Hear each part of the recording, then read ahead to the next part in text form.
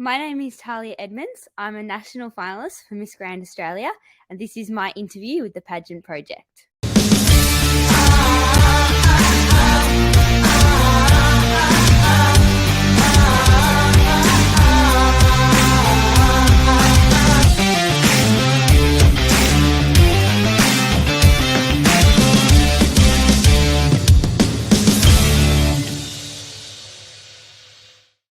Hello everyone, it's Adrian from the Pageant Project. My special guest for today is Tahlia Edmonds, who is a Miss Grand Australia national finalist. Tahlia, welcome to the show. Thank you so much. So happy to be here. Why don't we start with where you're at? I mean, I read your bio, so I know that you are rural or a farm girl, so to speak. So where exactly are you? So I'm in St Andrews, which is just at the base of the Kinglake Mountain, but not many people know where St Andrews is. So often I will just say I'm in Kinglake because, yeah, we're very, very close. We're out of the St Andrews township on a small farm and, yeah, closer to probably the Kinglake border. So, yeah, I'll tell people I'm from Kinglake. Right. What's the weather like there for you at the At the moment, moment? it's very cold. We'll often get about 5 degrees hotter in summer and 5 degrees colder in winter than Melbourne. So, yeah, it gets quite cold here, so I don't Wow. like it. Okay, because I mean, Melbourne is already famous for having four seasons in one day. So where you're Yeah. at, is it like that, but just even worse? Yeah, absolutely, yes, very extreme, definitely. What's the hottest? I was down in Melbourne before the pandemic, and it got Mhm. to almost 50. We were driving down to the mountains, like the Great Ocean Road, and it Yeah, was like almost hitting 50 then. How yeah. hot does it get for you guys then? It gets very hot. Our temperature, we don't actually have a temperature gauge that comes out this far, so we'll often just go Right. by the temperature from Melbourne, but we know that we are about 5 degrees hotter than what Melbourne would be at that time. So usually you can sort of tell like, oh, if they're 25, usually will be about 30 or around that sort of temperature. Wow. Okay. Yeah. So they must breed you guys pretty tough down there You then, would hope huh? If so, it's freezing on one hand and then absolutely boiling on the yeah. other. Yeah. Ralph over here in the United States has said, "Good evening, Adrian and Talia." Now, Talia, I'm going to get into how you got into pageantry in the first place, but it just strikes me. I seem to be interviewing a lot of younguns recently. You're Yeah. 18, is that Yeah. correct? Yes, that's Okay. correct. And then I interviewed Melanie yesterday, who's Mhm. 17, and then Oh, Caitlin, who is 19. They're both in Miss World Australia, and here you are at yeah. 18. So, how does it feel? You're going into one of the biggest pageants in Australia, and at the ripe old age of 18. I mean, I will say you don't speak like an average 18-year-old. You already seem to much more well spoken than the average 18-year-old. But how does Thank it you. feel? Oh, look, I'm so honored. It's an incredible opportunity. And at the beginning of this journey, I never thought I'd get this far. I was entering because I saw opportunities in it. I was asked to enter. So I thought I'd give it a go. I had something that I wanted to advocate for. So I thought, oh, I'm going to give this a go. I'm going to give it my best shot. But I really didn't expect to get anywhere. I didn't think I was going to be good enough to get there. And so the whole journey, it's just been incredible. And I've enjoyed it so much. It's been really, really exciting. And each step, it's been a new challenge. It's been something to work towards. It's just been amazing. It's been so good. What's been the biggest challenge for yourself so far? I think the biggest challenge for me is probably the fundraising because I've never done something as big as this before. Never done such big fundraising. I've done, little things here and there, but nothing as big as this. So just working out, like just actually last night, I just had a fundraising movie night, which was so awesome. But yeah, just being working out, organizing events, just working out what I'm going to do, how I'm going to earn that money for Destiny Rescue, how I'm going to support them. It's just been, yeah, definitely a challenge, but something I've really strived towards to do. How did the fundraising movie night go? Oh, it went great. It was so good. Yeah, I had a lot of country mates came over. People came from 2.5 hours away to support me. It was Oh so wow. good. It was lovely. It was really good. I was going to say because I would have thought it'd be a challenge to raise. I mean, it's a challenge to raise funds even if you're in the middle of Mm. the city. But given where you're at, which is probably quite far away from other people, that must have been an additional challenge for yourself to sort of get over, right? Yeah, definitely, definitely. I do travel into Melbourne, a fair bit, almost, yeah, pretty much every day. But yeah, no, definitely out here, I guess where, resources are limited and things like that, it is harder. But yeah, I've tried to make it work. I've got my country mates on it. So yeah, no, it's been good. What movie were we watching? We were watching The Gods Must Be Crazy. I haven't heard of that one. What sort of Oh, movie is no that? way, such a classic. There's 2 series, so there's part 1 and part 2. We were watching part 1 last night because not everyone had seen both. I'd already seen part 1, so I can't wait to see Right. part 2. But it's a comedy, like, it is amazing. It is so good. It's about tribes over, I think it's in Africa, Okay. and yeah, and it's a comedy, so it's really funny, but you've gotta listen carefully because they say, like, little things that you sort of if you're not listening, you'll lose it. So you gotta really switch on. So but it's great. I love it. Okay. So did you have popcorn as well at your Yep, fundraising event? absolutely. Yep, At a proper popcorn. movie night? Definitely. Yep, there's no movie without popcorn. So how did you hear about Miss Grand Australia in the first place? Because pageants in Australia aren't that well known, and I got to figure that out where you're living. It's not exactly like you see pageants plastered Yeah. all over the place. So how did you Yeah. find out? And Yeah, so I found out, actually through Amber herself. I okay. was I was auditioning for the runway on Savoy when Hmm. I was a model for that, and I was accepted into the position, and it was through that Amber was there, and she found me, and she said, "Oh, would you be interested in this, position?" I was sort of thinking about Hmm. it. I was like, "Oh, I've never done, major pageants like that before. I've done small, little like I was Miss Whittlesea teenager, but I've never done anything big like that." So I was like, "Oh, I need a bit more information." She's like, "Yeah, I'll send you Hmm. everything." And so she did, and I looked into it, and I thought about it, and I was like, "No, I'm gonna give it a go." So I applied, and here I am. How much energy do you have? I don't think I've ever spoken to someone who speaks as rapidly as you do. You strike me as someone who's got a lot of energy, and I know there's gymnastics and stuff in your background. A lot of gymnasts are always like bouncing around all over the place. How much energy do you have, or how much coffee have you had? And can you give me some of that energy? I don't drink coffee, so I've had no coffee. Okay. Um, I don't know, I just energy just seems to come for me. Yeah. I like talking to people, so it's like something that comes Okay. naturally. Yeah. Okay, you probably should stay away from the coffee, given how much energy you already have. If you had coffee, you probably wouldn't be able to sleep. But you mentioned that you wanted to advocate for certain cause, and I know there are obviously certain causes close to your heart. So let's get to that. So, what is it that you're advocating for? I know there's Destiny Rescue, Yep. but aside from that, obviously you've got your personal story. So why don't we start with that? Yeah, so through the Miss Grand Australia journey, I've really wanted to advocate and raise awareness for people that have been through natural disasters. It's something I went through when I was younger. We were burnt out in Black Saturday. We lost everything, escaped within 30 seconds. So it was an incredible journey. But through that, it taught me a lot of compassion. But it also taught me other people suffer so much through natural Mm, disasters. But people who haven't experienced it don't often know or don't often understand or know how to help. And so it's something that, yeah, is really close to my heart that I want to be able to reach out and share to others through my experience and be able to help people, whether that's, through floods, bushfires like me, anything like that, that have brought that devastations to communities, to people, to families. I just want to reach out and I want to help them. And I want to also raise awareness to mhm. people outside of that, of what it's like to go through something like that and the experiences and how to overcome and how to move on and open a new door and step through that.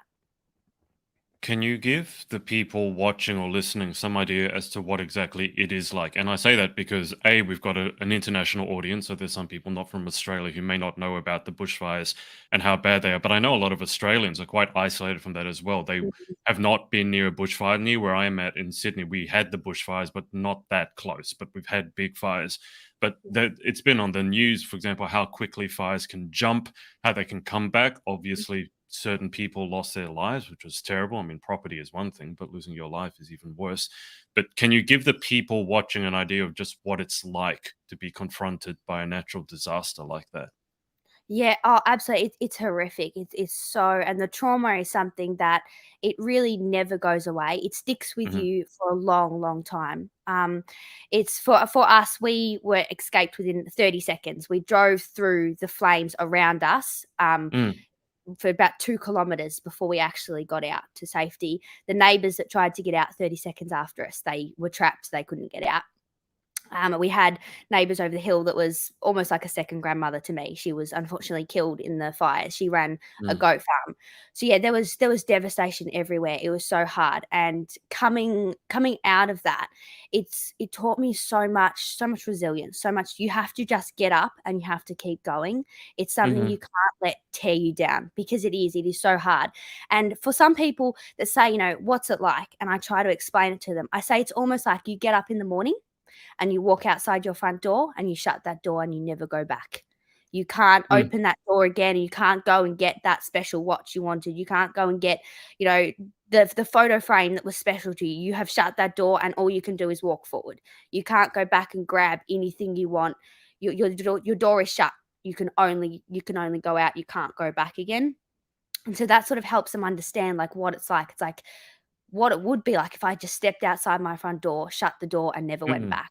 It's like you have to start all over again. You can't have anything back. We were burnt to the ground. So everything that was left was just ashes. So yeah, it's a start again. It's moving forward and there's no going back. And that's something that I think I've tried to explain to people because a lot of people after the fire said to me, said to my family, said, just move on, get over it. Like mhm. what's wrong with you? And that was Yeah. something that really, it hurt me, but it also hurt when people would say that to others who'd gone through similar, because I'd be like, they don't understand what it's like to Mm, go through something like this, the trauma, the aftermath to families, but also to communities. mm. And so, yeah, through this journey, I really do want to advocate for that and show people and raise awareness for what it is like going through something like this. How old were you when it happened, Talia? I was almost 5. 5. Okay, Yes. so very, very early on. Again, just so people know, so you said that you had to leave within 30 seconds. And for Mhm. those of people who don't know about bushfires, obviously wind is one of the big issues. Wind can change direction, and then one moment you're safe, the next moment you're not, and you have to go. So do you remember exactly what happened and why your family made that decision to leave at that moment? Yeah, absolutely. So at the time, we were actually going to church on a Saturday afternoon, and so we were heading out to church as a family, and we live on a hill, and we got down to the Right. bottom of our hill, bottom of our driveway, and looked over onto the other hill, and there was a little bit of smoke on the mountain. And all day on the radio, it had said, there was fires, stuff, but they were under Yeah. control. There was no Yeah. threats to any communities, all that sort of stuff. So we're like, oh, okay, cool, just that sort of stuff. And then when we got down to the road, Dad was like, I feel like I should go back and report, the smoke that I've seen, just so Mm, that everyone's safe. It's a hot day, it's windy, all that sort of stuff. So we went up, we got back into the house. Dad was reporting. It was about 10 minutes, and then Dad said, I'll just go down and just check if the smoke's moved or anything like that. So he took my older sister and younger brother and left Mum and I at home, and went down the road to see if the smoke had got any bigger or moved. And when he got down mm. there, like the whole hill was ablaze, like everything was on fire. So he Wow. hurried back up the road, just burst in the door and was just like, get out now. And so Mum jumped in the car with the animals. Dad jumped in the car with us kids, and we just took off. We just drove out. And by that time, yeah, the fire was like coming up towards us. We were sort of like driving out through it. So What yeah, it was how fast. how long was it between when your dad made that decision to go back and when you had to leave? Because it doesn't sound like it was very long. No, so when we originally went down, we saw the smoke and came back to Yeah. report it. We reported it was about 10 minutes on the phone to the Wow. CFA reporting what had happened, and then when he went Right. back down to check again, everything was on fire. It was, like, coming straight for us. Were you guys ready to leave at that moment's notice? I mean, they talk in this day and age about having an escape plan, a survival plan, etc., etc. But I feel a lot of that happened after the big bushfires because of the tragedy that occurred. So were you guys prepared for something like that? No, definitely not. The whole day on the radio, it had said, "Oh, fires were in Kilmore." It was saying it's Yeah. safe. No one needs to escape. All good. Just stay alerted. All like that. So no one was ready. No one was ready. So we literally just jumped in the car with whatever we were wearing. Dad brought a box of keys. I don't know why, but he walked out the house and grabbed a box of keys. None of which we can use anymore because everything burnt down. But yeah, The no, keys. nothing. Yeah, so we got a box of old keys that don't work anymore. But other than that, it was literally just ourselves, the 2 dogs, the cat, and drove out with the clothes we're wearing. Yep. And I can't understand what it must have been like because I've Mm, not been in something like that. I mean, as I said, the bushfires in Sydney got pretty close to us, but it didn't impact me directly. I want to ask, and obviously I'm sure it's a difficult question. When you went back for the first time, mhm. what was left? I think people need to understand just how devastating a bushfire can be. So they might think, "Oh, wall was burnt. This is what was left when you went back." There was absolutely nothing. Everything was just piles of ash. The few things that were left were twisted bits of metal, and some burnt Right. tree stumps. When we first came back to our property, there was a little electricity pole that was still on fire at the bottom that was sort of still smoldering and stuff. But yeah, everything was gone. It was just like it was really almost, you could say, haunting, the feeling. It was Yeah. just everything was black. There was sort of, yeah, the smell, you could taste it in the air. It was just awful. Yeah, everything was black. There was just ash everywhere. There was nothing left. It was just gone. How long was it from when you guys left to when you actually could go back? I believe from my memory, it was about 5 days when we went back, I'm pretty sure. Right. Again, after Okay. after we were sort of said, "It's safe, you can return now," believe it was about 5 days. So then what did your family do? I mean, everything is gone, literally. It Mhm. doesn't exist anymore. So what then happens? You don't have a place to live, you don't have a place to sleep. I don't know how close the nearest stores are to you, no water, no what so what did you guys do during the Yeah, so aftermath? we spent a few weeks just sleeping, in friends' garages on the floor, just sort of going from one place to Wow. the other. Okay. And then at the time, my dad's parents, so my grandparents, were away and their house Hmm. was free. So we moved into their house and we stayed there for a while we sort of worked out what we were doing, where we were going, what just Yeah. happened, or got back on our feet. And then we rented a place in Diamond Creek, which is about 25 minutes from our house Hmm. in St Andrews near Kinglake. And so we rented there while we sort of worked out what we were doing. And we came to a decision that we would build a shed back on the property. We would Mm. live in that shed while we then rebuilt a house. And so then we would live in the house once the house was built.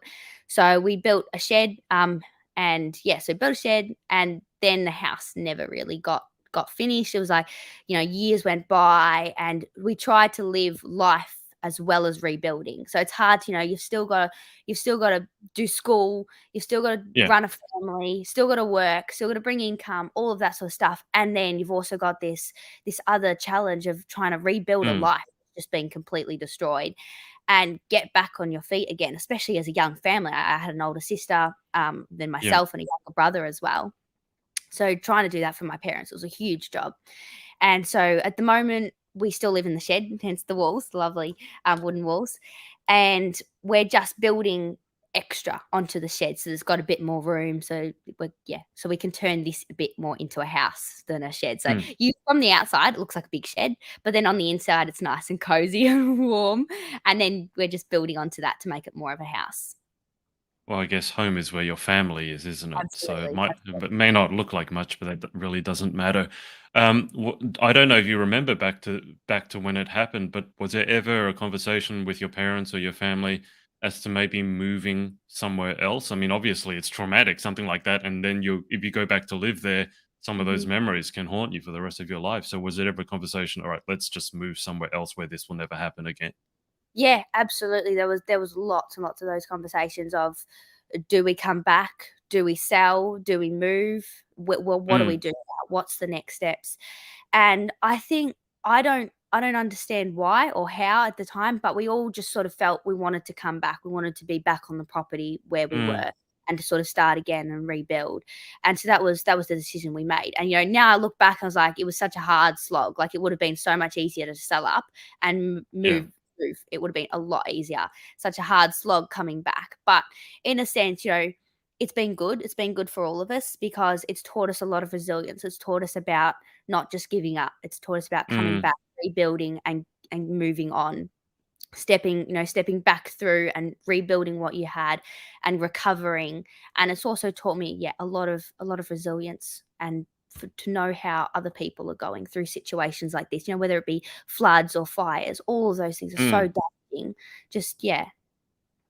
So when something like this happens, a tragedy happens, obviously a lot of people want to help, and you already mentioned, letting people know how they actually can help. And I think there's a lot of confusion as to what people can actually do to help. So sometimes it's give money, but sometimes it's give, I don't know, towels or bedding.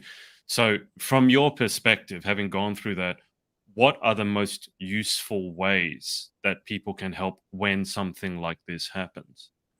I think every situation and every person is different, because I Mm, know some people were not necessarily affected in the sense that their house was gone, but their property was gone. They had lost sheds, they had yeah. lost fences, all that sort of stuff. So they just needed someone to come in and just help them build back those fences, get back their livestock, that things they had lost. Other people, families like us, had lost completely everything. We were sort of Yeah. burnt to the ground, and so everyone had a different need. But I know some people provided us just with food to get through, because often Mm, when you're going through that stage, you don't know what you need. You are just completely yeah. lost. And so people coming in saying, "You need food. Here is food for the next, week or so. You need this." People came in to help all sorts of things, and that was really helpful. But a lot of the time when people said, "Oh, how do you need help?" and we were like, "We don't know. Like, we're completely Yeah. lost." But then Yeah. people said, "Okay, we need to give you this and we need to help you with this." And we're like, "Oh, yes, thank you. Please give us that help." Um, Yeah. yeah, no, definitely money for the community was great. Unfortunately, through Black Saturday, not a lot of it actually got to the people. A lot of it went Right. into other things like building a new community centre that was never actually burnt down, that didn't need rebuilding. So a lot of the Okay. people that were sort of like, we need the money to get back on our feet, it Yeah. was not Yeah. necessarily given to the people. It was sort of just went to things that weren't as necessarily in the community. Okay. But there was also definitely a lot of it, support that went to the families and people that were needing help to get back on their feet, and that was really nice. I remember having people from unis and schools that would come up here, and they'd do like working bees. They'd help us get the garden back up and going. They'd help us plant Mm. fruit trees, build fences, things like that. And it was really special to see community and people working together to help those people that had been lost. Yeah, it's frustrating for me to hear about the money because that's Yeah, always my worry about, promoting certain, give money to charity, but unless you know where the money is going, very often it doesn't get to where it's needed. But I mean, it abs- must have been nice for people to actually come there and give their time. I think that's always the best way, people to mhm, actually give their time and, I don't know, absolutely. make something or help something for you. That must have felt good. Oh, yeah, definitely. And yeah, when people just, because sometimes you can be given this money and you're like, "I don't know what to do with it. I don't know what I Yeah. need." But often when Yeah. people just come and say, "I'm here. How can I help? What do you want me to do?" Yeah. And they're doing Yeah. those practical things like helping us. We had a 100 fruit tree orchard before the fires. Those obviously all destroyed. So just people coming, We're going to help you build that orchard again. We're going to help you with the veggie garden. We're going to help build some fences." All Mm. that sort of stuff. It's really special to see people get their hands in and just really help in those scenarios. How difficult is it to get back on your feet? I mean, owning a farm, and I only know a little bit about gardening and Mm, farming and all that. But obviously, if you didn't only lose a harvest, you then lost the trees. I don't know if the soil was usable after that. It's the same with the animals. You don't only, let's say, lose the milk or lose the eggs, you've lost the animal itself. So then you have to buy more seeds or buy more animals. That all costs money. How difficult is it as a farm to actually get back on your feet and try to recover some of that money that's been lost?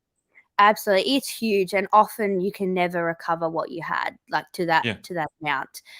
It's huge because it's, as you said, it's not just the animals, but then it's also the fences and the livestock, and it's the Mm. ground. You've lost all that grass that's got to regrow Yeah. again.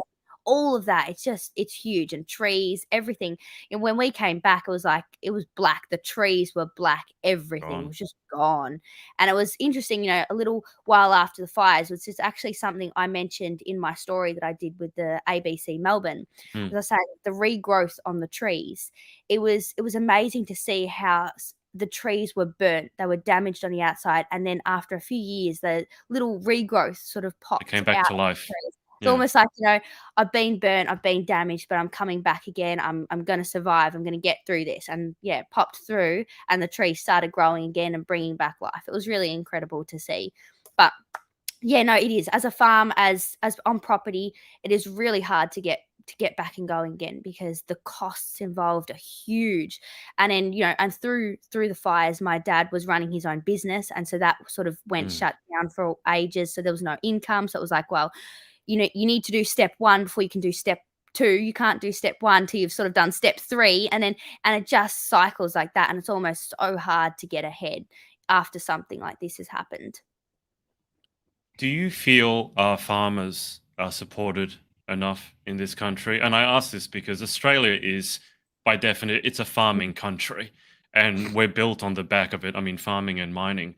And I feel so often like when you see supermarket chains, I won't name names, but and they're cutting Mm. prices, and that's all well and good. But it's like, what about the farmer? And I did interview another girl recently, Annalise, down in Tasmania, who also works on a farm, and her big thing was the mental health of farmers. Very often, you're the only person working there. There's no one to talk to. There's no one to support. And if you're feeling sick, if you break a leg, you still need to get out there at 4 in the morning, 5 in the morning to do work, because the cow ain't going to milk itself, right? So, do you feel like in this country we understand just how important farming is to our well-being? Yeah, I definitely don't think that is the case. I think so many people don't have an understanding of farming, especially people that live in suburbia or in the city. The Mm. amount of questions that I've had, some people will come out and they'll say, "Oh, why don't you milk the boy goats?" And I'll try and have to explain to them, like, Okay. and some people don't have an understanding of anything to do with farming, and you sort of have to try and explain, or they definitely don't have the understanding of a hardship. When I say like, "Oh, Mm. I can't come because this has happened or that's happened." They're like, "Oh, can't you just get time off?" I'm like, "No, I can't just get time off. I have an animal to look after. I've got to Yeah. nurse this animal." And when they say like, "Oh, just get away on a holiday, Talia. You need a holiday." I'm like, "Yeah, I do need a holiday. I can't." It's like, because someone has to run the farm. And my sister's great. So when she goes away, I'll look after everything. And when Mm. I go away, she'll look after everything. And so we work, really well like that. Yeah. But it's hard to get away as a family because you're like, you just can't, who's going to look after the animals? And then the amount of effort to try and train someone just to get away for a few Yeah. days to look after the animals, it's just huge. And people don't often understand the work that's involved in something like that. And yeah, it's a lot of work and a lot of effort, and I don't think a lot of Mm. people appreciate that or see what goes on Yeah. behind the scenes. They see, the food on the supermarket shelf, they see it and they just take Yeah. it a lot of the time for an advantage. They don't necessarily see the hard work that goes on behind the scenes and what really happens. Yeah, I agree with that. I think they take it for granted and they're just Mhm. worried about how much it costs, which I understand a lot of people are doing it tough. But at the end of the day, if we don't treat our farmers well, we ain't going to have any food to Yes, complain about how absolutely. expensive it is. You know what I mean? Yes. But look, I live in suburbia. We've had some chickens, we have some crops here, but nothing compared to what you have. So, what? Let me dig into this a little bit. What sort of crops have you grown in the past, or are you growing now? What sort of animals do you have on your farm? So animals at the moment we have goats, cows, sheep, chooks, dogs, cats. The dogs and cats are obviously more just, farm pets. Yeah, yeah, yeah. But yeah, the main thing is the goats. We use them, yeah, for dairy, for milk, and we actually run a business out of the goats. So we take the milk from the goats and we make it into goats milk products, like cosmetic products. Oh wow. So we Okay. do, yeah, Yep. soap, shampoo, hair care, skincare, all of that sort of stuff using the goat's milk. And so our aim has been to do it as naturally and ethically as Yep. possible. Yep. So yeah, we've tried to keep everything ethical. All of our goats have names. You can know them by name, personality. It's amazing. And then obviously the other animals are more for, I guess you could say, hobby animals. The cows. Eventually we've got our cow pregnant at the moment, so we're about Mhm. to start milking her, and then we'll be able to turn that into butter, cheese, all that sort of stuff. Because goat's milk you can't necessarily turn into butter, Yeah. because it's not as creamy as cow's milk. So yeah, and then we've got sheep, chooks, obviously for eggs, and then the dogs and the cats. Obviously, they're just amazing to have around the farm. So yeah, but no, the big thing on the farm is definitely the goats. Yeah, that's the biggest thing we've got. Okay. Let me ask a very suburbia question. Why goats, not cows? Um, Like, why not well, more cows? yeah, yeah, Why yeah. why the goats? So, because mainly goat's milk is incredible for your skin, it's very, very moisturizing and things like. And because of our business, we wanted to be able to have that. And a lot of products you can have, cow's milk and this and that. Everyone could have a cow, but Yeah. goats are actually their milk is incredibly good for you. Especially, we drink it raw, so we don't pasteurize it, and it's incredibly good for you. Especially when we turn it into the cosmetic products that we have, and it's very, very moisturizing. It's really good on your skin. And we started the business originally because my older sister started it because my mum had eczema and it was so bad she couldn't use any soap, she couldn't use anything. And so we Right. were experimenting with this, and we were like, let's make our own soap. And so we tried it, and then she was like, this is incredible. And it healed up her eczema, and she can use it. It was so good. She's like, oh, and then other people started asking for it. Can we have some, family, friends? And so like, oh, okay. So then we're making more and more soap and all this sort of stuff. And eventually it just turned into a big business. So yeah, now it's an online business, and yeah, it's still family run at home, which is pretty awesome, but it's mainly run online. And yeah, we started with a little batch of soap in our kitchen to now a big factory with making skincare, hair care, shampoo, soap, everything. Okay. I mean, you need to tell people what's the website address? It's called Naturally Goat is the website. Yeah, Naturally Goat. Naturallygoat.com.au? Yep, yep. Naturallygoat.com.au. Okay, so given what you just described, when are you going to become a pageant sponsor? Yeah, I mean, come on. I mean, like every pageant girl is worried about her skin. So when are you going to become a pageant sponsor? Oh, yeah, absolutely. I was actually saying to my sister the other day when I was, getting all these products that I'm, promoting and stuff. I was like, Yeah. Oriana, we have to do this. I was like, we have to, get these products out there and start, sponsoring them for pageants. I Yes, was actually looking you into it do. the other day. I was like, because these are amazing. And like, these girls have got to try them. So actually, yeah, we're talking about that the other day, actually. You absolutely should. I mean, because it's also got such an amazing story behind it. Mm, I mean, normally when, I use a bar of soap, I'm not thinking about the story behind it. But with the story that you have, I think a lot of people would really want to not yes. only, invest in something that's Australian, but something that has such a wholesome story behind it. Um, I mean, my 5-year-old nephew wanted to make butter the other day. So, I want to ask how you guys make it. So, and not the butter, but the goat's milk products, because we got the milk and then to put a peg in it or something and then shake, shake, shake, shake, shake. Like 20 minutes later, he got bored of it in the first 30 seconds. So it's left to me to keep shaking the bloody thing. And, an hour or so later, you finally get butter, which, by the way, is very white. It's not the yellow butter that you get from the supermarket. So I don't know why that's yellow and ours was so white. I mean, it tasted good and we made it ourselves. But what's the process that you guys go through to make the products? Are there big machines? Is it more like hard work, like the making of the butter? What sort of setup do you guys have?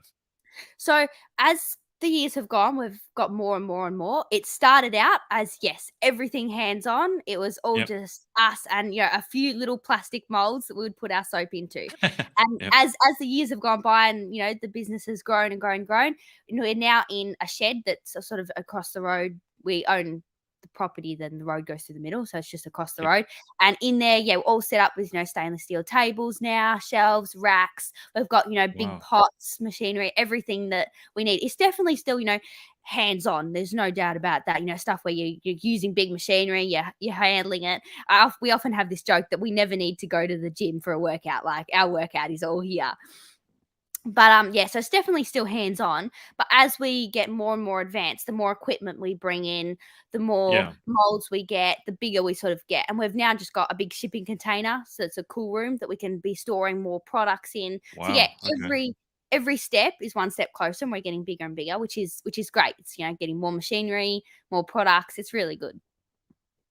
What is there an ultimate dream goal that you guys have? It sounds like could take over the world with these goat milk products, which is amazing. Like, is there a particular business plan in a year's time, 5 years time, 10 years time?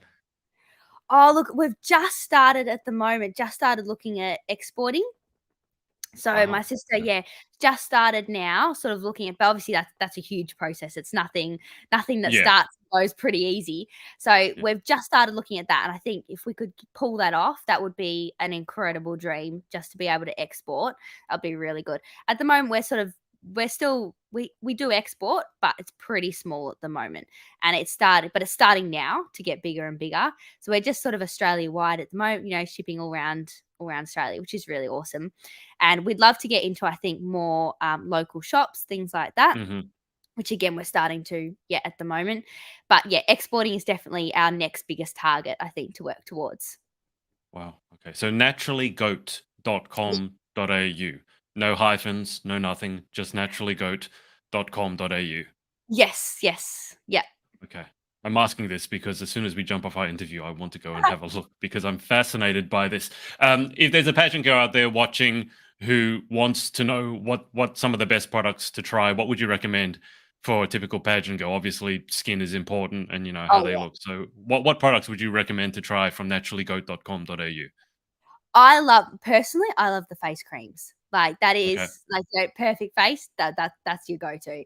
Because for me, I don't have the time in my day. So I don't have time to be like, this, that, washing my face with this, then cleansing, then using Yeah. this moisturizer, then that. So I just like Right. something that's quick, simple, but it works. And that's what the facial creams do for me, because they're so easy to use and they're just beautiful. Like often I'll have it just after a shower or just before I Hmm. go to bed, and you wake up in the morning and your face feels amazing. Like I love it. The Okay. feeling is incredible. And often, Ariana will be like, "Oh, have you got, model shoots coming up?" I'll be like, "Yeah, yeah." She's like, "Oh, okay, here you go. Trying this product, trying that." She's like, "Here you go. This will be great for you." So yeah, no, definitely face creams. They're my go-to. Okay. They're absolutely my go-to. But I find everyone loves something different. Like I know my older sister Ariana, she loves the facial washes. So she likes washing her face with facial washes. But yeah, Okay. for me, it's the face creams. Absolutely love them. They're Okay. amazing. Now, goat milk has a different taste to cow's milk, a different taste to sheep milk. So when you're using the products, do they have any particular type of smell, or are they pretty much like just scent free? So we do have a range that is scent free, especially for people with very, very sensitive skin. Yeah. But no, we do have smells. We don't like using fragrances because we want to keep everything as natural and Yeah. eco-friendly as possible as we can. So we use essential oils instead. So Oh they're wow. yeah, Okay. they're very Right. natural, they're very soothing on the skin, they're not damaging, they're not harmful, chemical free, Yeah. very eco-friendly. But it does mean that we might not necessarily get those super, super fragrancy smells like you might get at a bar of soap in the supermarket. But yeah, no, Yeah. we definitely still have smells. We have, citrus, we have peppermint, lemongrass, all that sort of stuff. Yeah. No, that's absolutely amazing. I just thought that some people might be a bit iffy about trying a goat's milk product in the same way, some people are a bit iffy about trying goat's milk because it's Yeah. just for them, like normally its milk is cow's milk. And some Yeah. people are very, oh, I don't want to have goat's milk without even trying it. So I was just wondering, does it have any sort of peculiar smell? But if you've got the essential oils in it, then I assume they will smell amazing. Yeah, yeah, no, they do smell amazing, and even the bars that are unscented, they don't have any smell that sort of doesn't So smell yeah, right. not a strong smell. Yeah. No, no, Perfect. it really just smells like a bar of soap, like just a random Yeah. bar of soap. It doesn't smell like Perfectly. anything different. Yeah, no, I just want to remove all excuses from people who might want to be trying this and going, "Oh, I don't want to try goat's milk stuff." It's like, well, Yeah. it doesn't have any weird smells, so go for it. Can you give us an idea? Because obviously, I was looking through your bio, and one of the things you said, you wake up early each day to milk the goats and work on your farm. So, can you just give us suburbia people, us city folk, so to speak, an idea as to what the routine actually looks like? Because here in suburbia, it's wake up maybe 6 a.m., have a coffee, go for a jog, hit the gym. I got to imagine life looks somewhat different for you. Yeah, definitely. And it's funny enough, it actually goes in seasons. So at the moment Oh we're yeah, in winter, and so our goats in winter, they will drop off their milk supply dramatically, like almost to the point where we have to limit how much milk we drink so that we're keeping right. enough for the business and Yeah, things like that. So in winter, you can say the routine almost becomes a little bit easier, but then it's also harder. It's easier because they're not giving as much milk, and so some of the does will dry off. So there's less goats to milk, things like that. But it's yeah. also a lot harder because it's muddy, it's wet, and it's cold. So their Hmm. sheds get wet. So their sheds need mucking out. They need new straw. It's muddy everywhere. So you have to dig drains to get the runoffs. And yeah, and it's miserable because you don't want to be getting up early in the morning and going out when it's Yeah. absolutely freezing cold and it's raining. And the goats don't like the rain. So they don't like that either. So, yeah, so at the moment, it would be getting up. Usually, you sort of try and have breakfast. Sometimes I'll have breakfast after the goat, sometimes beforehand. Definitely at the moment, well, I've been focusing on Miss Australia and my gymnastics were pretty high at the moment. My sister, Yeah. older sister, Ariana, she's been doing a lot more on the farm. She's really good. She's picked it up a lot Yeah. for me. And she's helped. But yeah, it would be getting up, having a breakfast. Then it'd be going out, milking the goats, feeding all of them. If there's any that are a little bit unwell or that have been pregnant or just given birth, got to feed them. If we've got kids, bottle feeding, all that sort of stuff. Then all the other animals. So they would be doing the horses, the cows, the sheep, feeding all them, checking them all, chooks, letting them out, feeding the animals. Then I'll be coming back in and usually then getting ready for your day for work. So if you've got to go to work or if it's a day at home, working on the farm, working in the factory, making soaps, packaging, all that sort of stuff. So usually that's how the day in sort of a winter would work. And then in summer, usually it's a bit more because you've got more in season. Um, Right. so yeah, a lot more giving milk, a lot more that you're having to milk, and often you'll have babies as well. So you'll have new sheds, and sometimes we don't quite have enough sheds in the one spot. So you're sort of moving goats from one road to the next, and from one shed to the next, moving kids here, mums here, all that sort of stuff. So often, yeah, in that spring, summertime, it peaks. Definitely can take a lot of time. I have so many questions. But the first thing that strikes me is I've interviewed hundreds of pageant girls, and one of the things they really have in common is they don't want to really get their hands dirty. Like the one job they'd never want to try is like anything to do with sanitation or basically Yeah. poo. Now, I know a little bit from working with chickens, but given what you described, is it ever weird the contrast, like when you go glam and you go to a modeling shoot and everything is pristine and perfect, and then the next day you're knee deep in mud, like shoving a cow, like a coat along, or like when one of them gives birth? I mean, it's not necessarily the prettiest thing that you've ever seen. I mean, maybe for you it is, but I've seen some of that, like, and I think that would traumatize some people. Does it ever strike you like sometimes it's so? I don't know if it's weird or cool for you. Like one moment you could be glam, the next moment you're knee deep in mud. Oh, yes, absolutely. And it was funny, the other day, we actually had us, Victoria girls, had a shoot in Melbourne with Miss Grand Australia, which we had an interview, we had photo shoots, everything. Yeah, So we all glammed up. I got my makeup done in the morning, packed my dresses, off we went into the city, yeah, high heels, super duper. yeah, yeah. Came home, and I was like, came home, and the rest of the family were like, right now, back into work. So I was like, okay, I still had all the makeup on, everything. So I was like, okay, boots on, jeans on, Western top, hat, let's go And outside. in a full face of makeup. Yeah, exactly. Hair up now, got to go out. So it's like straight outside to the animals again. Yeah, so it is. It's really funny, but it's awesome. It brings me back to reality because I am a country kid and I love getting my hands dirty. That's me inside out, and so it brings me back to reality after a day of modeling in the high heels, full of face of makeup, looking pretty. And then it's like back home, chill, boots on, jeans on, hat on, let's go. So it's like, yeah, definitely brings me back to reality. Which one do you feel more at home in, heels or boots? Boots, absolutely, no doubt, boots. I love boots. Heels, I like heels. I don't mind because I like sort of prancing, dancing around, as my brother would Sure. tell me. Like, oh, Tali, prancing, Dancing and dancing dancing. Sound around. like a show horse. Yeah. But no, definitely when I get home, change into the boots, back in the jeans. It's a nice Okay. relaxing. Okay. Next question I have to ask you. Like us Aussies always think that we have these outdoor brands that will really stand the test of time. But you actually living on a farm. Okay. So like things like, for example, the Akubra hat, and then Mhm. like I want to know what type of boots you guys use. So like what's for you actually waking up early, it's freezing, it's muddy, it's raining. What are the best like brands or things to be able to work outdoors when you really would rather be indoors? Yeah, there's definitely some mornings where you just wanna sit by the fire and don't go outside. Yeah. I use my boots are Steel Blue, so that's the brand of them, and Okay. they're work boots, so what you would often see the tradies wear. Right. Mine are lace ups. I like the zip up ones because they're easier to put on, but I don't Yeah. have those. I have lace ups. But yeah, no, got the Akubra hat. I often use Ringers Western shirts because they're really, really sturdy and they're warm. So Okay. I got all sorts of colors of Ringers Western. Like that's just my favorite because they're sturdy, they keep you warm, they're durable, so you can get them like super super muddy, and then you just wash them and they're all clean again, like you wouldn't have even known. So yeah, definitely. I use the steel blue boots, the a Cobra hat, and Ringers Western shirts. Like that's great. That's my attire most of the time. Wow. Okay. And what about a jacket, or do you just tough it out? Like if it's raining, is there like a weatherproof jacket you have, or you just like whatever? I'm used to this. I'm a Whichever country coat's girl. not dirty at the time. So whichever coat I've got on the rack that's not dirty, I'll use it. So yeah, Okay. I don't have a particular brand of coat or anything like Okay.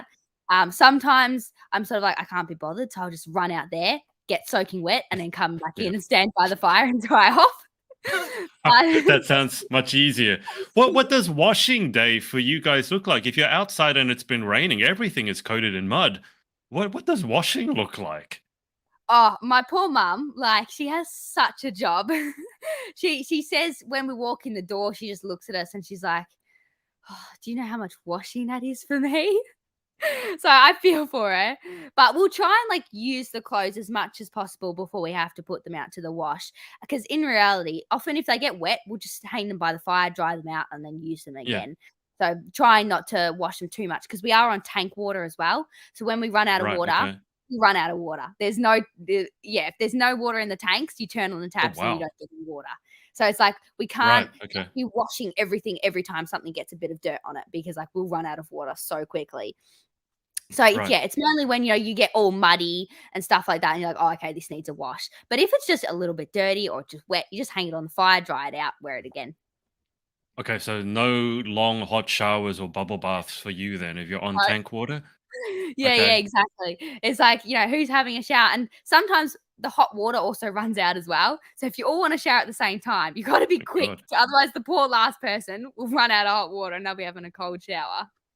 There's nothing like a cold shower when it's below zero outside. I've been experimenting with cold showers and all these like cold baths. It's a craze. It's one thing when you jump into like a cryo machine. It's another thing when you just want a hot shower and the water goes cold. You mentioned a fire multiple times. Is it just like a fire going on all the time? Yeah, so it's like a little wood fire. So, Nice. yeah, so like a wood heater. So we'd split the wood, bring it inside, and then just it's got like a little just in the corner of the house, just keeps us all warm. So it's really nice, and it's got a little fire guard around it, so you can hang things on it, or sometimes you lean against it, and warm yourself up, and then you walk away and you're freezing again. But yeah, that Sounds keeps like us you'd be. all.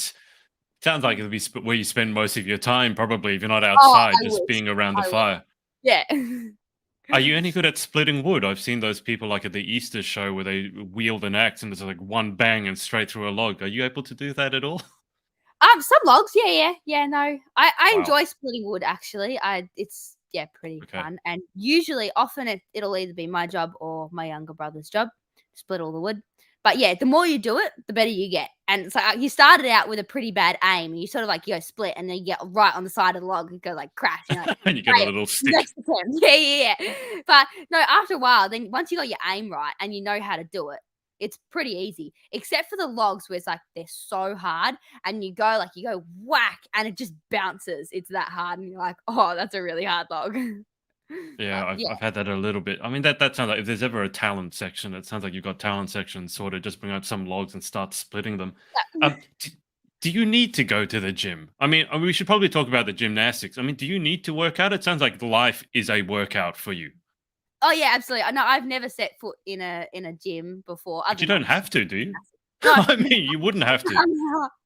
No, I've got all the strength I need here from, working out on the farm, just walking around in the hills. We've got lots of hills. So, yeah, you can certainly get a lot of strength walking up and down the hills, trotting around, especially when you got heavy boots on, which are caked on with mud. And it's like, Mm. you've got weights on your feet. Like, yeah. I mean, there's this thing, I don't know if you've heard, it's called farmer strength. Like the strength that farmers have in particular. And it's not the same as gym strength because it's not about, oh, working on my pecs or like working on my butt, for example. Yeah. It just comes from doing the work day in, day out. And the only example I can give is like I play a lot of tennis. And so, for example, I have very strong forearms. Mhm. And when it comes to doing things like opening cans and things like that, which require those muscles, I find it very easy. Whereas people generally living in suburbia, when they don't have to do those things, they might have gone to the gym and be very strong in a particular way. but they don't have that same strength. Have you found that to be the case with you, where there's things that other people who think they're strong they can't do, but you find very easy? Yeah, yeah, no, definitely, definitely. Some people I've got, a lot of friends or mates that'll come over and they think like, Yeah, oh, I'll be able to do that. I'll be able to help you. And like, halfway into the job and they're sort of like sitting down, slacking off and they're like, done. oh, Yeah. and I'm like, oh, come on, keep going. We're only a quarter of the way there.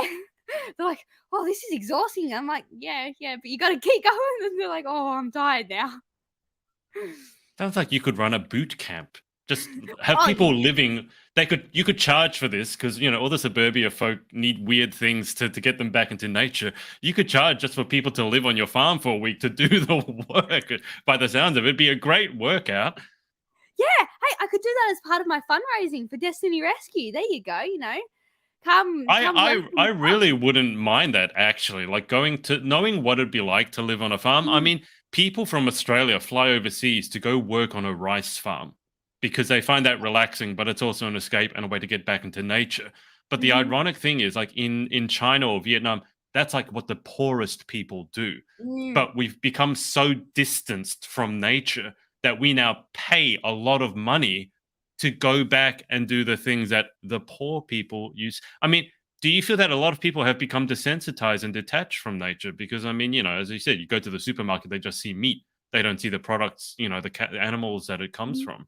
So have you noticed that a lot of people just a bit desensitized to nature in general? Yes, no, absolutely, definitely, and I think that's something that, in some ways it almost concerns me a little bit because, yeah, Mm, people don't necessarily have that connection with nature, with being outside, with smelling that fresh air, just seeing the beauty in nature around you, and so many people that are in suburbia live in concrete blocks, and they sort of, walk out onto yeah, concrete paths, onto concrete roads, and that sort of yeah, thing, and it is, you don't feel the feeling of the grass underneath your feet, when it's wet in mm, the morning, walking past the trees. It's such a beautiful way to live out here in the nature when you can wake up in the morning and you can see it around you. I mean, we live in more of the bushy areas. And so I've got, yeah. a fair bit of bush around us. And so you wake up in the morning, you look outside, and the trees, the eucalypts are blue from the cold and from the little, Oh wow. drips of water on their leaves. You can sit there and you can Yeah. drip them off and they sort of change color. But it's something that not many other people know. Like other Mm. people in the suburbia wouldn't know that you could, go out and drip the water off the eucalypts and they turn a different color. So it's very interesting, but it's also sad in some sense that a lot of other people Yeah. don't get to experience the life that I've been so blessed to have. So when you go into the city for work or for modeling, like how long is it before you are yearning to go back to the farm? Usually pretty Yeah, quickly. Yeah, yeah, so I hate city traffic. So I like driving, I love fair enough. driving. I will drive into the country for hours, hours on end. Yeah. When it comes to driving into the city, I'm usually pretty over it by about 15 minutes. The traffic lights, just it does my head in. I can't wait to be back out in the bush. It's just my home, like back out there in the country. It's so good. I mean, I will say I think Melbourne traffic is probably the worst in Australia. It's worse than Sydney. It's gridlock. Yeah. When you guys in Melbourne, when there's a traffic jam, you just sit there. You might as well just have dinner whilst you're there because you're Mm, not going anywhere. yeah. So I can certainly sympathise with you, but I think it must be worse for you than than it is for me. But talk to me about gymnastics because I'm fascinated. Again because I know a little bit about rhythmic gymnastics because you're a rhythmic gymnastic, not an Yes. artistic gymnast. Yeah. And rhythmic gymnastics is another one of those very, very glam sort of things. You have to get all done up. And it sounds very different to farm life. Like, I don't imagine, like, when you wake up and you have to work on the farm in the morning that you're out there in a leotard throwing the clubs around. I mean, maybe you were. I don't know. Maybe you're juggling chickens around. But how did gymnastics come into your life? Gymnastics came into my life actually when I was quite young. I always wanted to do gymnastics. Everyone since I was little, I was the one that was hanging upside down on the monkey bars. I was doing cartwheels. I was always upside down. Like whenever I could be upside One down, of I those was. people. Yeah, yeah, Yep. yeah. And so I always wanted to do gymnastics, but there was never the opportunity, because of the fires, there was never the opportunity to be able to go to gymnastics. It was when I was 13, my Hmm. parents, for my birthday, they gave me a term of gymnastics so I could choose wherever I wanted to go. But Yep. for my birthday present, I could have a term of gymnastics. I think it took me about a year to work out where I was going to go, what is sort of, to organize it all. And Right. anyway, so I think I was about 14, 14 when I started, 14 and a half, when I started gymnastics. And at the time, it was actually very hard to start because I called a lot of places up and they were sort of like a 14-year-old girl with no That's actually gymnastics. old to start Yeah, in gymnastics. with no, like, sporting Yeah. really pass or anything like that, and I was like, "I wanna do gymnastics," and they're like, "You're a bit old, like, you're 14 Yeah. now, you've never done anything like this in your life," and so many, many clubs actually wouldn't take me, and Oh, then as wow. soon as I Okay. said, "Oh, I'd love to be a competitive gymnast," they were just like, "Oh, give that dream up, like, no way, maybe you Yeah. can do our, our classes that are just recreational or something like that just once a week," and Yeah. so I was like, maybe that's what I'd have to settle for. And then I contacted Nunawading Gymnastics and they were like, "Yeah, please come in." And they had a rhythmic class. So I was like, "I'll try Mm. out rhythmic gymnastics," because that was Yeah. quite different to the artistic Artistic. gymnastics. Yeah. And so I came in, I trialed there, and the coach was amazing. She was so accepting and she was like, "Yes, you're amazing." She's like, "If you work hard, I'll put you straight into my squad competition class and you can compete in 2 weeks." Oh, And so wow.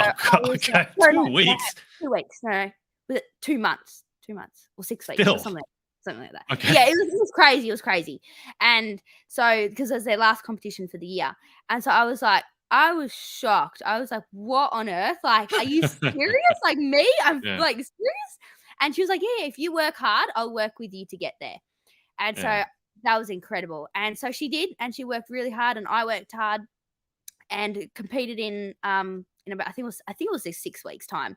So Right. competed. That was awesome. First competition. I didn't know what I was doing. I was out there and I was like, dude, what am I doing? Like what? But I did it. I competed and we came fourth. So Mhm. that was pretty awesome. And then the next year came and I competed again. I think the first routine I competed on the floor, I forgot what I was doing halfway through and I just stood there frozen. I'm like, what's next? I'm looking around and I'm like, I don't know what I'm doing. Like everyone's staring at me. This is huge. But yeah, but then no, she was so supportive. And then just last year, um, I got to a level where she said, "I can no longer coach you to this level now. You've gone past me." And so Oh, she wow. moved Okay. me on to the state training center in Paran in the middle of the city. So she, Wow. yeah, helped me get there and sort of moved me to another club where I'd be able to train more elite and be able to sort of get to the next goal that I wanted to get to. But yeah, so through that, but she's been so good. Like I was actually competing all of yesterday. I just got home late last night and then started the movie night, so I was going crazy. But no, she helps me make up all my routines still, even though Yeah. I'm representing another club, all of that. So it's really incredible the support that I had from Nunawading. That is what started off my gymnastics journey. So what do you say to all those people who said that you were too old? Look at me now, guys. like Must be like eating their words now. yeah, no, and I'm proud because for everyone who put me down, who said you're not good enough, like don't even try because you're just going to disappoint yourself. Yeah. It, I feel proud and I feel excited that I didn't let that get to me, and that I worked hard, and that I have achieved what I wanted to achieve. I'm now training elite at the state training center, Wow. and yeah, so I'm really proud of. I've worked so hard. I'm training, Mm. 4 hours a day, so I work so Wow. hard. Okay. Did a lot, gave up a lot to be able to get where I am. But I'm very proud that I didn't let people put me down. I Yeah. didn't let what people said get to me and let me stop. Yeah. Good for you. As I said, I know a little bit about rhythmic gymnasts. So Mm. is it still clubs, hoops, ribbon? I'm forgetting the other one. So have you competed in all those apparatus? Yeah, so we have the 5 apparatus is rope, clubs, hoop, ribbon, and ball. Ribbon. And Yeah. then in the national levels, not the international, we have another one called freehand, which is a no Freehand. Yeah. apparatus. Yeah. The rope apparatus is not used in the international levels either. So rope is only used in the Okay. national. Right. Yeah. Okay. So rope and freehand are nationals, and then international you only have the clubs, hoop, ball, and ribbon. Okay. Which one's your International. favorite? Which one is your least favorite? Oh, my least favorite is ribbon. I Okay. really, really hate working with the ribbon. I find it very hard to work with. Everyone says, Okay. "Oh, I love your ribbon routine. It's so beautiful." I'm like, I hate working with it. It is so hard. My favorite would be clubs and hoop. So that's, Okay. yeah, top favorite. Probably hoop. I've actually never been able to do an individual routine with hoop, Okay. but I've been able to do group routines. So you also work as groups as regular Mhm. gymnasts. I've been able to do group routines with hoop, but never individual. So I really look forward to the day when I can do an individual routine with hoop because I love Okay. hoop.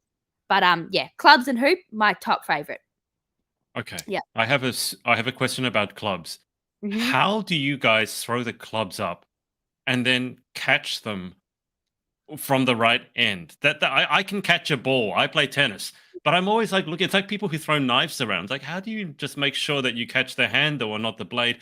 And my second question to that follow-up question: have you ever dropped one on your foot? Because that looks like that would hurt quite a lot. I have to say, dropping it on your foot is probably somewhere that it hurts the least. On your head, that is decent. Yeah, the amount of times I've thrown it up in the air, you do the triple rotation underneath, and you're coming out and it's like smack straight in your head, Oh, and then like you've got like a huge bruise on your head for like the next day, or this month, and perfect. you're still like, oh, like the amount of bruises you get from clubs is insane. Like, you come home, you're like, "Oh, where'd that bruise? Oh, that was from the clubs again, hit myself." They're lethal, like, they are hard, and especially when you throw them, like, 10 meters into the air, Yeah, you and they guys come down. really like. I don't know if people who haven't watched know this, Yeah, but it's not like a juggling thing. Like you throw it so high it would go out of camera, and then you yeah, guys like do these pirouette things, pirouette, and then you catch it whilst like in a full back bend, and I'm like, yeah. I can't even just catch that thing normally. So when you practice a skill like that, how do you practice it? Because obviously there's a gymnastic skill what you do, but then you need to work the club into it, and then also work the catch. Like, where do you start with a skill like that? Oh, it's complicated. So, if you were saying you were doing a throw and then triple rotation, catching a Yeah, backward walkover, say? yeah. Would start by doing maybe a toss, just a little toss, no further than your head height, then catching a backward walkover. So once you could Okay. do that, little toss, catching your backward walkover, little toss, catching your backward walkover, Right. then you would start with doing higher and working your triple rotation. And so higher, Right. and then you just catching your hands. So throw, triple rotation, catching your hands. Once you could do that, then you might do a bit higher. You do one rotation, catching a backward walkover, and then you'd sort of add them all together until Right. you could Okay. do it all, and then basically still it's pretty hard to sort of judge correctly, and often you don't get it right Yeah. all the time. But yeah, and then it's just doing it over and over and over and over and over again until you can get it consistent. How many times have you whacked yourself in the head with the club? Too many. Too many. I have lost count. Yeah, a lot of times, a lot of times. Slowly, you learn to sort of like learn to sort of just grab anywhere but your head, or you'll sort of like you'll be there and you'll be like not the head, not the head. But Like, yeah, because it's so unpredictable. Sometimes you throw them up and they'll spin too fast, and so you yeah. can't grab them, and or you think you grab them and you like sort of caught it in your hand, and then it'll like just bounce out of your hand and onto your Yeah. head or something like that. And yeah, it hurts a lot. You, helmets in practice a thing? Can you practice rhythm gym wearing some sort of helmet that can just bounce up? Like, I'm fine. Yeah, I wish, but no, unfortunately not. And I mean, again, for people who don't know rhythmic gymnasts, like they are even more extreme flexible from what I've seen than your regular artistic gymnasts. Yes. So, how much time do you put into stretching? And like, are you naturally double jointed? I mean, I've spoken to people who are very flexible, but it turns out they're double jointed. So it's like kind of nature's unfair flexibility gift to them. But like, how much time do you guys have to spend stretching? A lot. So usually we'll have a 4 to 5 hour training session, Hmm. and 2 hours of that will be stretching and strength Wow. and body work. So body Right. work in terms of like kicks, um, all that sort of stuff that you might not necessarily is like stretching, just stretching on the floor, but it's Yeah. stretching because you're doing kicks, you're doing leaps, all Yeah. that sort of stuff. Yeah. So yeah, at least 2 hours of that will be just stretching and strength. So Wow. a lot, a lot. Okay. Do you have a favorite skill? Oh, I like them all. I'd say maybe my favorite skill is potentially a split leap or a turning split leap. I think because I'm pretty good at them. I try to be pretty good at them anyway. But no, I like leaps because I just the feeling of flying. It's like you run, run, run, and you just leap, and you're just like, yay, you're just flying through the air. It's so good. But I find pivots, so like turns, Yep. they are hard. Like I'm not very good when it comes to pivot because I do ballet as well. And even Yeah. my ballet teachers pick up on it. I don't know whether it's my brain or my head or my body or what, but the coordination to do turns is really hard for me. And so I've had to work very hard Okay. on turns because they're hard. Maybe you've just been smacked in the head one too many times by your clubs. The next thing I have to ask, because it's fascinating to me. So, are you ever like on the farm in your boots and you just like for no reason bust out a split leap?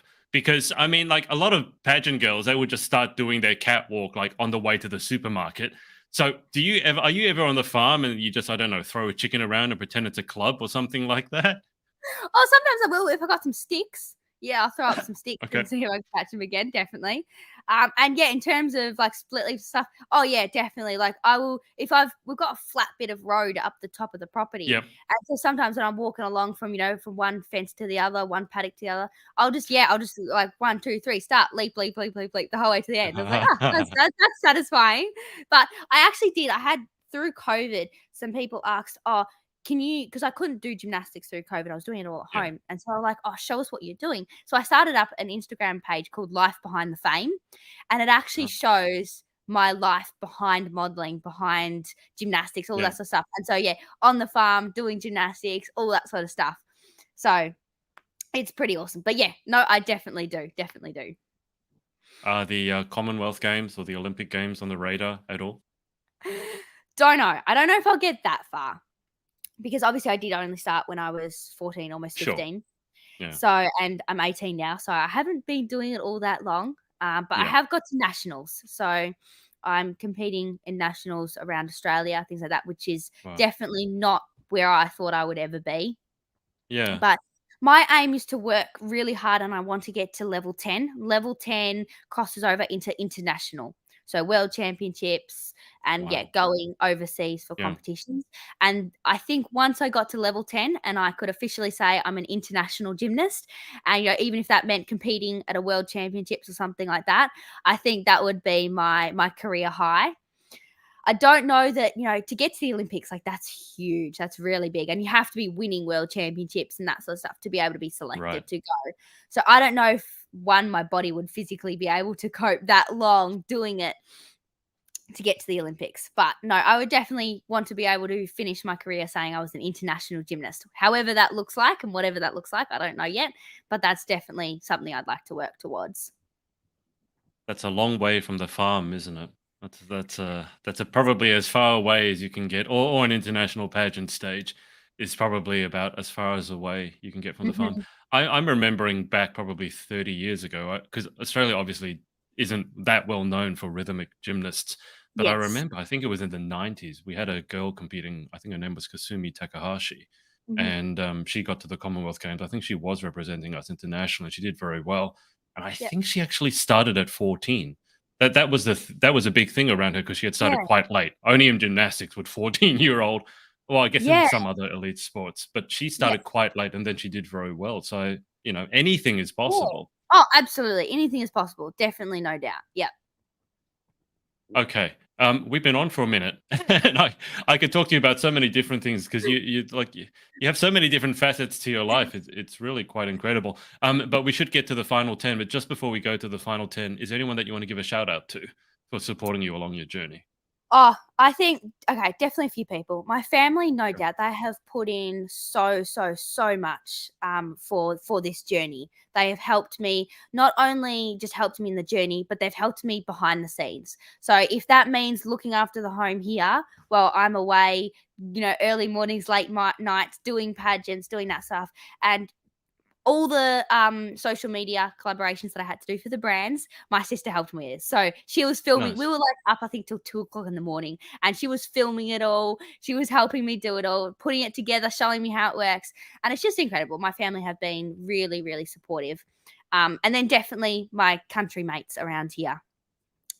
All of the country mates came over last night for the movie night to support me. They've voted, they've been there, they've supported me. One of them he comes in to do some of the photo shoots with me, tags along to the city, so that way we can both get lost in there together. So Nice. it's really good, and that's been really special to be able to get together and support me out here in the country, because there's not a huge amount of people out here, so that's really special. Are any of your friends or family going to be able to see you compete in person on the big night? Unfortunately not. It would have been nice, but unfortunately not. But I know they're all there in heart, and I know they'll all be watching definitely online or wherever it's live streamed. So that'll definitely be very, very special. And I'll know the support's definitely there, whether it's not in person, and that's all good. I know it's there, so definitely in heart. They'll just have to yell loudly enough that you can hear them all the way in the middle of the big smoke. Absolutely. That's what I say. All right, Talia, let's zip through these final 10. Number 1, what is your favorite word? My favorite word, courage. That means a lot to me. So I think because courage means everything. It means perseverance. It means stepping forward in faith. It means keep going, when things are tough, when things don't work out. And it means not giving up. And that's something that's very special to me. And it's something that I hold close to my heart. What is your least favorite word? Oh, my least favorite word. Okay, here you go. Ready? I can't. I hate when people say I can't do that. Or like I could never do that. I could never, be that good. Or oh no, I can't be like that. And I'll be like, no, it's not about I can't. It's about I'm going to do my best. Not everyone can do everything, and I've sometimes had to learn that out Mm. the hard way. But you can try. You can. It's not Yeah. I can't. It's I will. I will try. I might not be able to do it as good as them, and that's okay. But as long as you're Mm. doing your best, and for me, as long as I'm doing my best, I'm happy with that. But when people say I can't, it's like I hate when people say that. It's like, no, you can. You just have to put your mind to it, and you have to put the effort in. Why do I get the feeling that your circle of friends knows not to say I can't around you? I don't know, maybe because I've said it too many times. I'm like, no, no, no, don't say that, don't say that. Yeah, I can literally see your face getting quite red. You look like you're actually getting angry just talking about it. So I was like, I bet you've given a few lectures to some of your friends about I can't. Number 3, in life, what gets you excited or what turns you on? Get me excited. I love community. So it gets Mhm, me really, really excited, especially when young people pitch in to help everyone. I know it's not necessarily something that happens all that much anymore because mhm, people off they're doing uni, they're studying, they're working, they don't often have time for other people, and I think that's mhm. something that it saddens me a bit. But I love a lot when, especially young people, get together to help the community, whether it's helping other people in the community, whether it's helping family, whether it's helping people in need that just need a little bit of support, whether it's just reaching out and saying, "Hi, how are you?" Just things Yeah. like that. That excites me, that gets me going. That's really special. Okay. So that's what turns you on. Question 4 is what turns you off. Oh, what turns you off? That's a hard one, I reckon. Um, I think it's a little bit probably going back to the I can't when people sort of Mhm, give up before they've even tried. When okay. they sort of like you got to something and they're like, oh, that's too hard, like, and they back out before it's even they've even given it a go. I'm like, yeah, it is hard, but give it a go before you're gonna say I'm gonna back out. Like, don't give up before you've even tried. That annoys me. You're getting angry again. So let's move on to the next question. Number 5, what sound or noise do you love? Oh, what sounds and noise do I love? I don't know that I particularly have one, but I guess you could say living out here, Yeah. I love when you wake up in the morning, and especially on a spring morning. You wake up in the morning, Mhm. you open the door, and the birds are singing. You can hear the light wind through the trees. It's such a beautiful sound, and it's so relaxing, so peaceful. You always just want to stand there and just stop and just listen. It's just amazing. And then what sound or noise do you hate? A bit weird.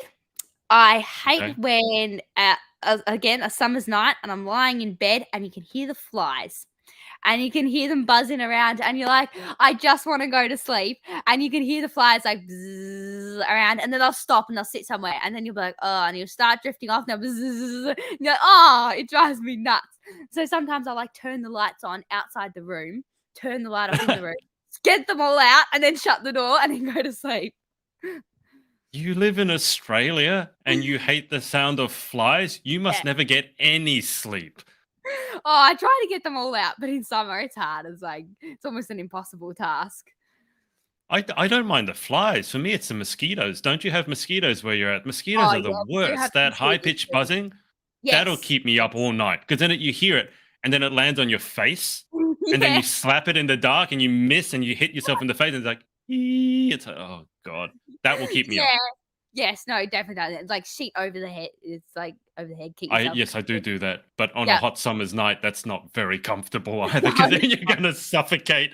Yeah. Anyway, number 7, if you could have any one superpower, what would you pick and why? Oh, that's an interesting question. If I could have any superpower, what would I pick? Maybe the superpower to be able to reach out to others no matter where they were. So obviously, sometimes we're limited by where we are. So, for example, Yep. I'm here in Australia. So to be able to help other people overseas, it's like, your time, it's effort, it's money, it's cost to get over and help other people. But if I had a superpower to be able to just go and help anyone I could, wherever I wanted, whenever I wanted, I think that would be amazing. I'd just be going everywhere. I'd be like, here, next place here, next place here. I'd just be going everywhere. I think that'd be great. Number 8, what job would you most like to attempt? What job would I most like to attempt? Oh, that's a rough one. Okay, I have tried everything. I have done a Okay. lot of different jobs. I think I do about 5 different jobs at the moment, so I'm doing a lot. And one of them that I actually did want to do that I've just started is working at a campsite. So teaching rock climbing, belaying, harness activities. That was something that I actually was looking forward to. And now I have officially started. So that's something, yeah, I'd probably say I really love that. And now I have just started it. So that's great. Nice. Okay, what job would you definitely not like to attempt? Definitely not like to attempt. There's probably hundreds, not that I could think of one at the moment. What do I not like to? Oh, here you go. I would not like to be a makeup artist. So it, I don't know why, but just putting on makeup, like I hate putting it on. The feeling of it is horrible. It's like I can't He like says together as a all. pageant girl and a rhythmic gymnast, I Yeah. hate makeup. It's like, oh, like at the end of the day, I'm home, like, okay, get this off me now, like take it off. But yeah, I think I could not stand being a makeup artist. Like, I don't know, just putting that makeup on, I'd just be like, oh, it'd just be awful. It'd drive me mad. Make sure you don't tell that to the makeup artist who do your face before you go on stage. Dear me, they might accidentally paint, a third eyebrow on you or something like that. It's like, I'll teach you, Yeah. country girl. All right, I do understand that though. Like the feeling of having to, like having as guys, we don't have to, but if you had to do something every day and sometimes it takes 20, 30 minutes, an hour Yeah. if you're going to do it properly. And then when you have so many things going on, it can Mhm. just seem, "Oh, why do we have to do this?" So I do Yeah. understand that. Yeah, definitely. Final question. If heaven exists, what would you like to hear God say when you arrive at the pearly gates? Well done, good and faithful servant. If I got there and he said that to me and he said, well done, I'm proud, I'd be my accomplished. I'm done. So I think that would be very, very, very, very proud to hear that.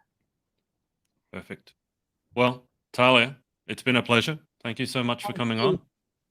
Thank you so much for having me. I really, really appreciate it. Do you have to go and milk something now or make a bar of soap? Like what's next? What's next? Well, thankfully, all that's done for this morning. So it was up early, getting that all done, so that I was ready for my meeting. That was all I had on my mind today. I was like, okay, get everything done, so I can sit down and I can do this. But now I think I've got to organize some fundraising. I've got to do that on Sunday this week. I'm working with another girl doing that. Mhm. But right after this, I'm probably going to run outside and I'm going to put some fertilizer on my passion fruit trees that I've just planted because some of them are not liking the frost. So I've got to cover them Mm. up and I've got to put some fertilizer on them, make sure they're all good. So that'll be my next job right now. And then I'll go find my sister and see if she needs help in the soap factory. So I yeah. should give you my broccoli seeds. Apparently they grow better if it's a bit frosty, so I should give you my There you broccoli go. seeds. Yeah, get a I lot of want to broccoli. grow some broccoli. I love broccoli and I wanted to grow some, but apparently it's better in frost. I should have gotten you to do it. All right. I'll keep you on the line for just a sec as I hang out with the audience. But thanks to Sure. everyone for watching or listening, and we will speak to you next time. Bye-bye. Hey, thanks so much for watching. sorority access is now open. So if you'd like to join an amazing group of women and learn how to be the most powerful, confident, and impactful queen possible, head to thepageantsorority.com. I'll see you there and see you in the next video.